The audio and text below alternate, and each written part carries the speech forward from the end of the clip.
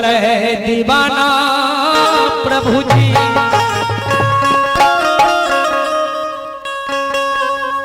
जाना लई के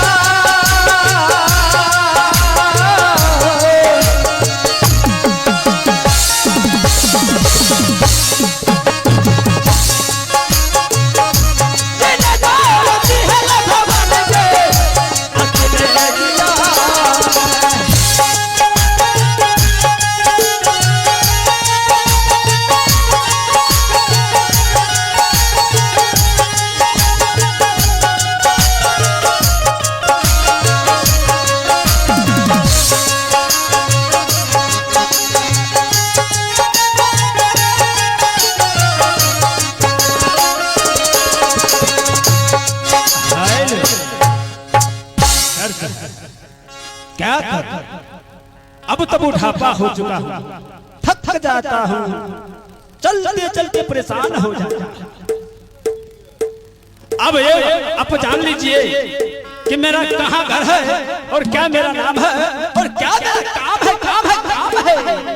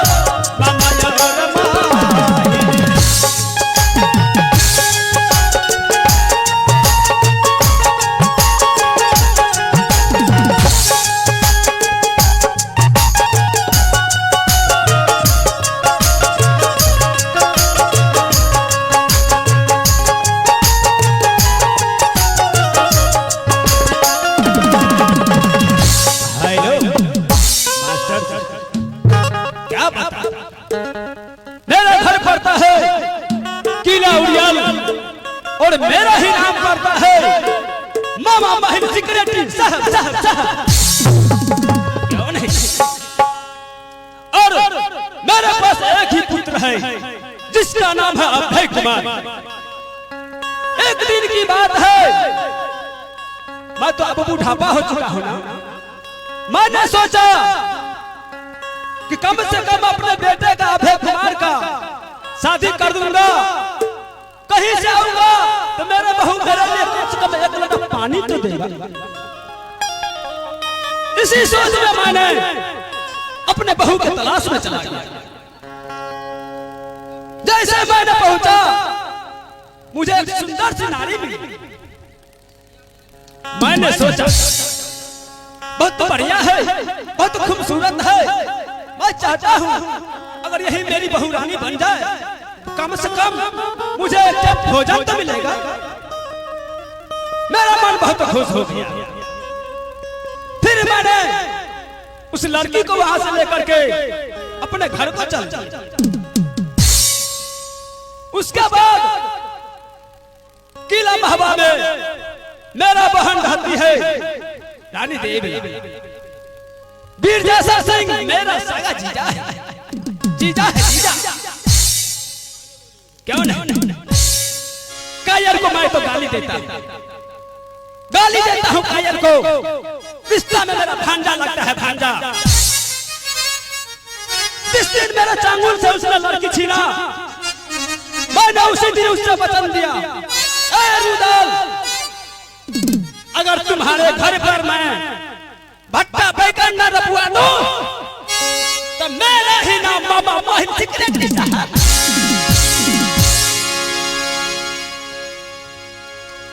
अब मेरा चुगड़ी सुतरने वाला है, क्योंकि मुझे पता लगा है। अब मैं चलता हूं। देखिए अब महल का चक्कर चाल कैसे कैसे करते हैं मास्टर साहब।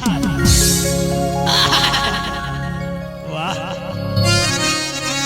अब मैं यहाँ से किला महबा जाता हूँ और घर घर में, गोतनी गोतनी में ऐसा विवाद डालूंगा कि सबको अलग अलग कर दूंगा।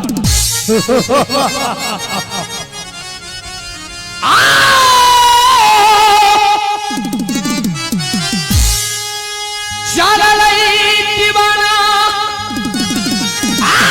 प्रभु जी आज भी नहीं कभी ना कहीं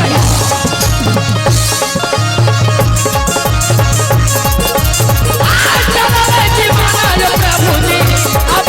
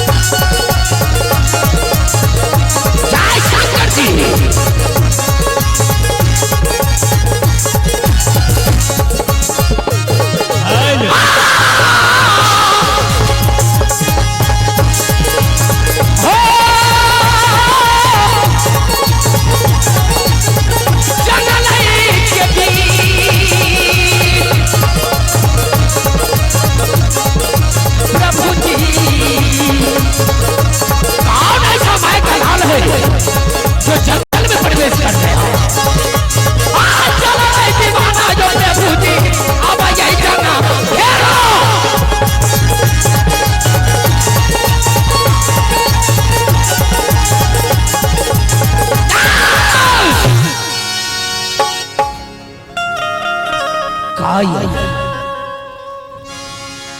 सत्य बात है, जो बचने वाला होता है और किसी भी हालत में बच जाता है। लेकिन आज मेरे आमने सामने काया रहा था, रिश्ता में मामा लगता था, लेकिन अफसोस जब मैं राजमहल से कहीं निकलता हूं तो काया राजमहल में प्रवेश करता है, और इधर का बात उधर और उधर का बात इधर। कहता मैं सिक्योरिटी साहब हूं, और शायरी में क्या बोलेगा? अगर कहीं कायर मिल गया तो मैं सीधा ताला मारूंगा। कमीना कहेगा चलो तुम इस जंगल में भाग करके कहां जाते हो, मैं तुम्हारे पीछे आ रहा हूं।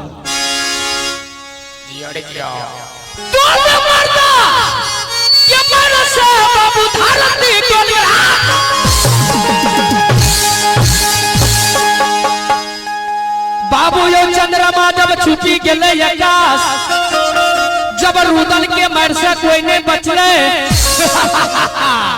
अरे ये कर बच गए इंद्र भगवान, बर्बाद नाम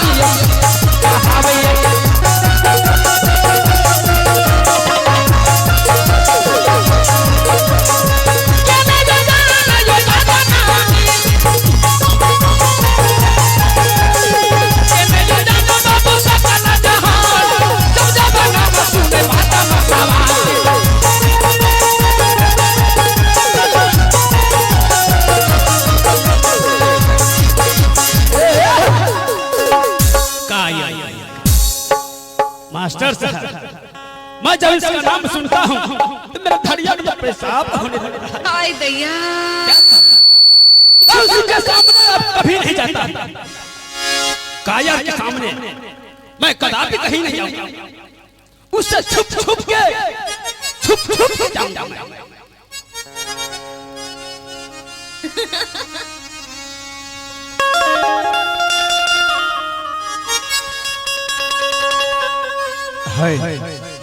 एक आवश्यक सूचना, मिंटू सादा जी आपको झूला के पास बुला रहे हैं। अगर इस आवाज को आप सुन रहे हैं, झूला के पास आने का कष्ट करें। मिंटू सादा जी, मास्टर साहब अब देखिए महल का चक्कर चाल। अब मैं यहाँ से चलता हूँ किला महबा।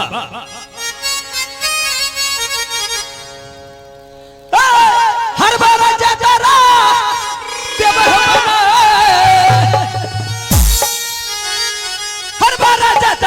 किला महबा।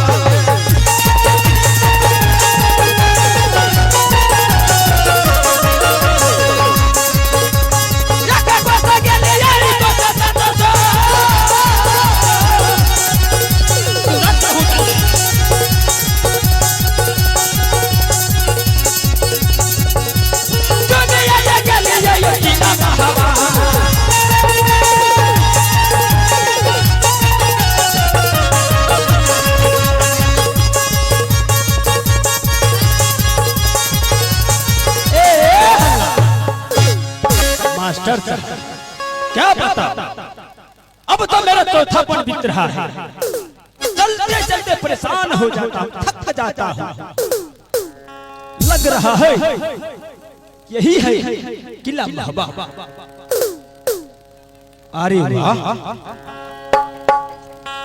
ठीक है, मैं देखता हूँ कोई अगर मंत्री दीवान होगा तो मेरे पास आएगा। अरे उतना मैं बहस करने के लिए चल सीधा मैं पॉइंट पर आता हूँ। छोटी बहू को बुला करके मैं उनसे थोड़ा हाल समाचार पूछूंगा और अपने घर को चले जाएंगे। डलिया खबरिया उताहू है,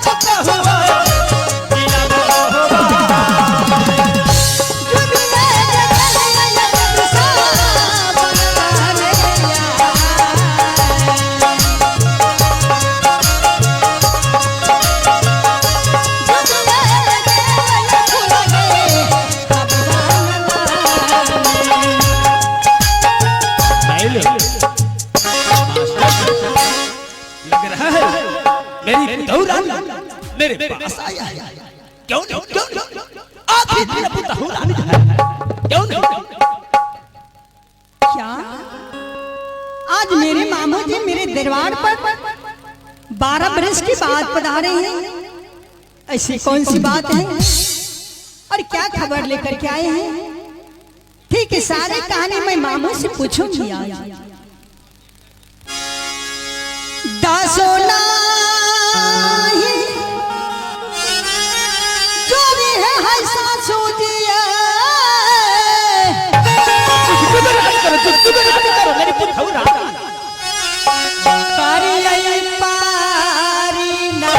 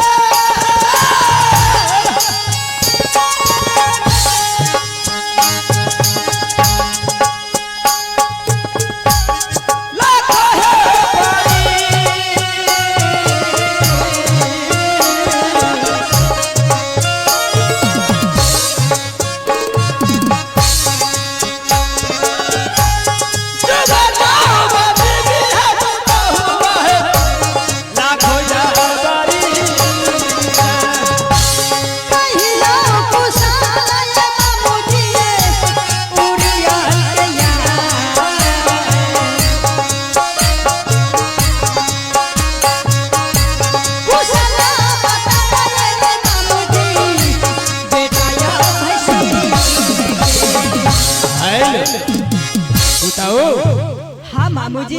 मेरा कुशल तो बहुत बढ़िया, बहुत सुंदर है। अच्छा, परंतु अपना बताओ क्या समाचार है?